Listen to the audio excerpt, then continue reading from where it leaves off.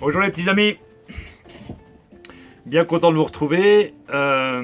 Association Les Histoires d'eux, on poursuit notre route, notre chemin, avec les textes que vous nous avez écrits bien sûr. Laissez parler les petits stylos. Cycle 2, moment de la journée, mot imposé, empereur romain. Le texte d'aujourd'hui s'intitule Évanescence de l'instant. Je trouve qu'un des grands plaisirs de l'existence, c'est la lecture.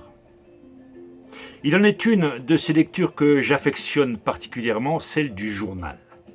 Quel plaisir que de le déplier sans en décaler des pages, pages qui bruissent. Il est vraiment musical ce bruissement, et l'odeur, l'odeur du papier journal frais, d'une encre ébène à peine sèche qui tache les doigts. Tous les sens sont en éveil, même le goût légèrement amer de l'encre, quand on tourne les pages après s'être mouillé le doigt. Ce qui était amer cet après-midi, là, c'était les nouvelles. Il n'y avait que des catastrophes.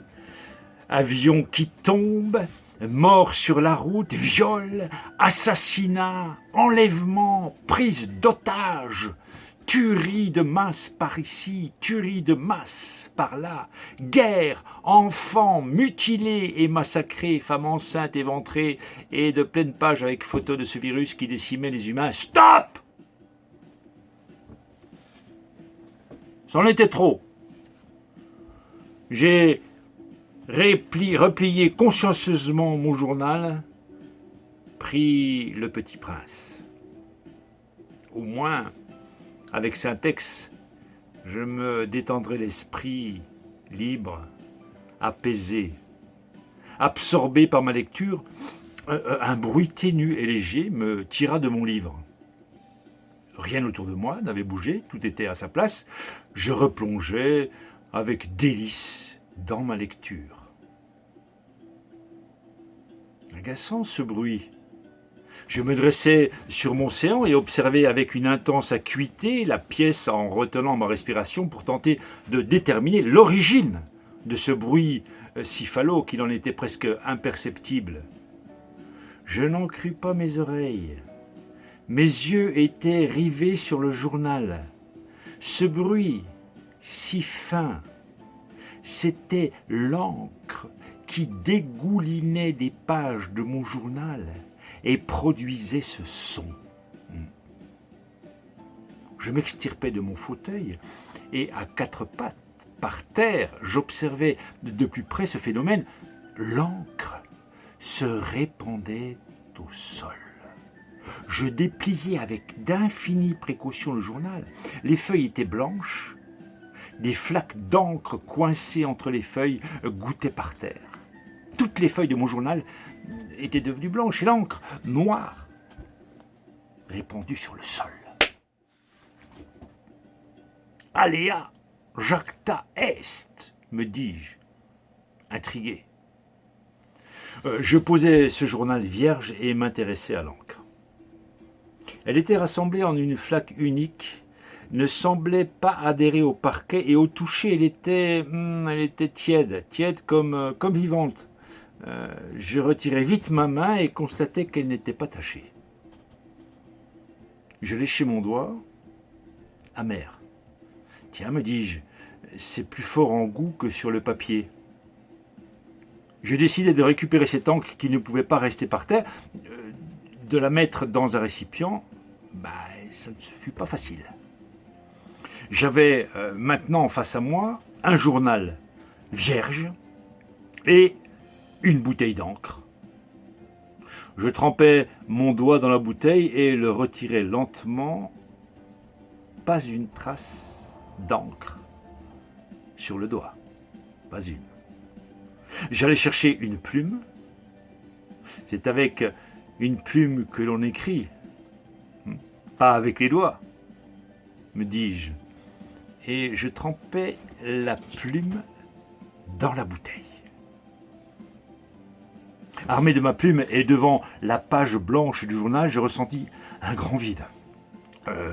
Quoi écrire Quelle histoire Je fermai les yeux et laissai la plume vagabonder sur la page du journal. Je ne contrôlais rien, ni graphie, ni lettres, ni mots. Ma main tenait à peine la plume, courait sur les feuilles à en perdre haleine. Elles s'arrêtèrent pour reprendre ma main son souffle et la plume de l'encre.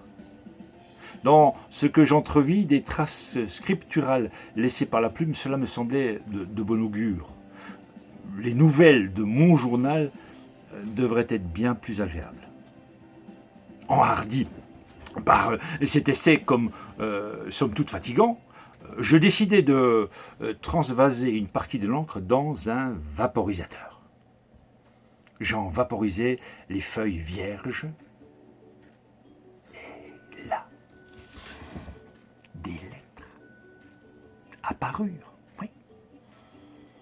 Des mots. Oui. Des titres. Oui. Mon journal, de nouveau, couvert d'articles. Réinstallé confortablement dans mon fauteuil, je repris la lecture du journal. C'était extraordinaire. Il n'y avait que de bonnes nouvelles. Un monde de bienveillance, d'entraide, de solidarité, une planète propre où toutes les armes avaient disparu, les armées avaient disparu, les frontières, les barrières, les clôtures, et où la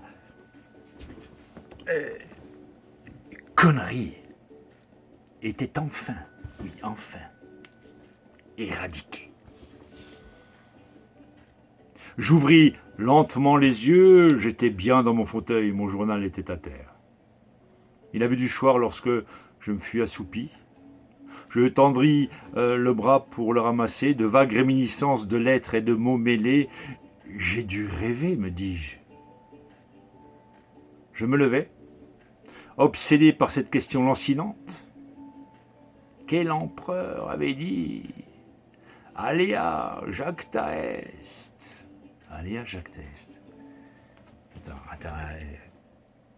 Alea jacta est. Alea jacta est. Attends, Alea jacta est. Alea jacta est. Mais si c'est...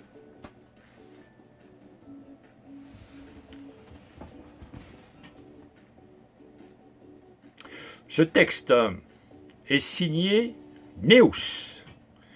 Néus, merci de cette petite incursion dans le monde journalistique. À bientôt les amis.